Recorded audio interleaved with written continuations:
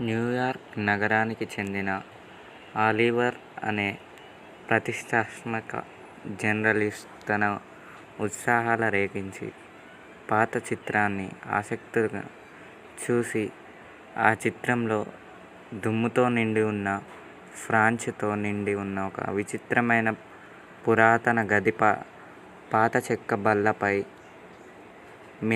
మినమికంకోవతో తలుపు గుండి చూస్తున్నాడు.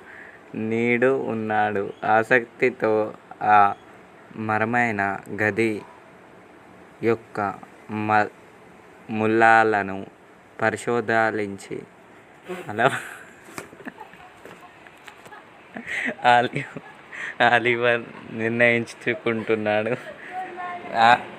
Oliver నిర్ణయించుకుంటున్నాడు.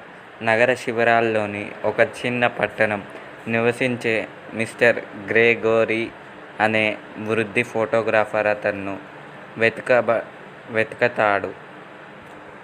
Oliver అతని మాస్టర్ గ్రెగొర్రే వివరాలు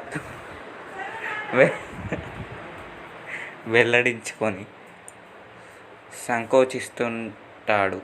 కానీ ఆ ఛాయాచిత్రం వెనుక ఉన్న కథను పంచుకోవడానికి అయిష్టంగానే అంగీకరిస్తాడు. ఆ గది రూపాన్ని మించి ప్రాముఖ్యతను కలిగి ఉందని మిస్టర్ గ్రెగొర్రే వివరిస్తాడు. ఇది వెంటబడుతున్న పుకార్లను ఉన్న ఒక పురాతన ఇంట్లో భాగంగా ఆ గదిలో ఒక మర్చిపోయిన కళకళలాడే దెయ్యం ఉందని పట్టణం జానపద కథలు పేర్కొన్నాయి. అతను గొడ్ల రహస్యాన్ని చిత్రించాడు.